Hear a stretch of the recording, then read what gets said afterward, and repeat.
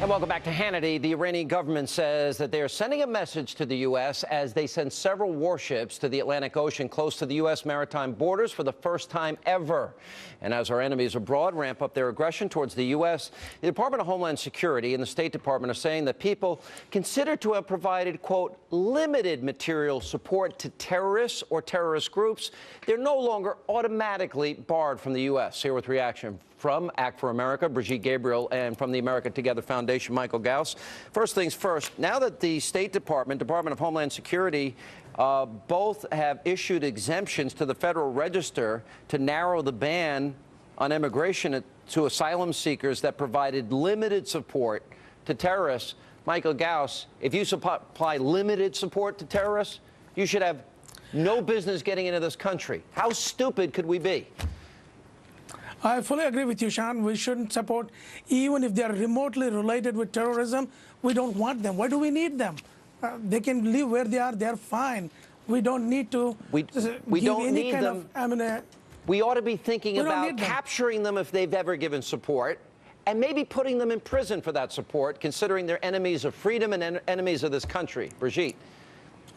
Yes, this is very dangerous. And the problem with this new policy is we have no vetting process. And if history is any indication, look, two major attacks against the United States were perpetrated by two people who sought asylum to the United States. The first is Ramzi Youssef, who perpetrated the attack on the World Trade Center the first time in 1993, killing 6 people and injuring 1,000. And the second one was Tsarnaev brothers. I mean, aren't we going to learn something from history? The Tsarnaev brother got political asylum because supposedly they cannot go back to their country, and then they went back to their country and came back here and tried to kill thousands of Americans. This is why this policy is a failure. We need to protect the country. Obama drew a line, Brigitte, in the sand as it comes to Syria, and it was meaningless. I think the president showed weakness now abroad. Now that the Iranian warships are sailing towards the U.S., why doesn't the president issue a very clear ultimatum?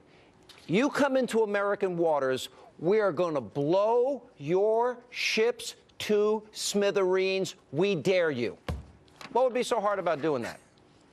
You know, we can dream, because he doesn't have the willpower nor the backbone to stand up to the Iranians. It would do us very well to actually make this memorable to the Iranians by showing a show of strength and creating some calculated buzz and escorts the way we used to do with the Soviets back during the Cold War.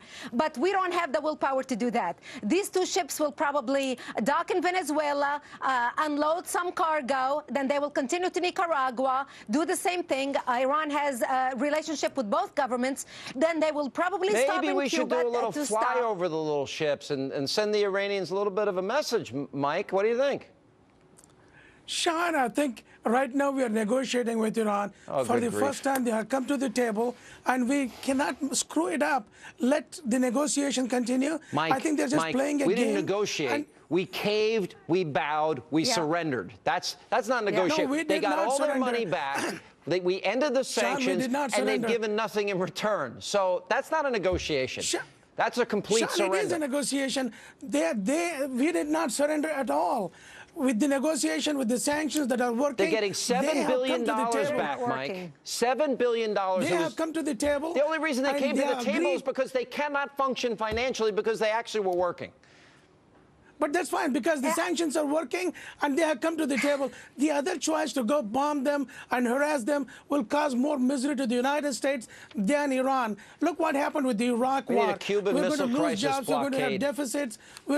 Tell the Iranians if they come near our waters, we'll blow them out of the water. Sean, they are so emboldened that Iranian television aired a program on Friday, this past Friday, simulating an attack against Tel Aviv, against Haifa, against the Israeli nuclear reactor, and against the USS Abraham Lincoln, as well as other ships in the Straits of Hormuz, saying that this is what we're going to do to America if we are attacked. The camera zooms out and shows the Iranians attacking different targets across the Middle East. This is after all the negotiation and all the suction that we are hearing. Kerry attacking Israel, and John Kerry making claims that are not true about Palestinians having never killed Israelis. So that's on the heels of that.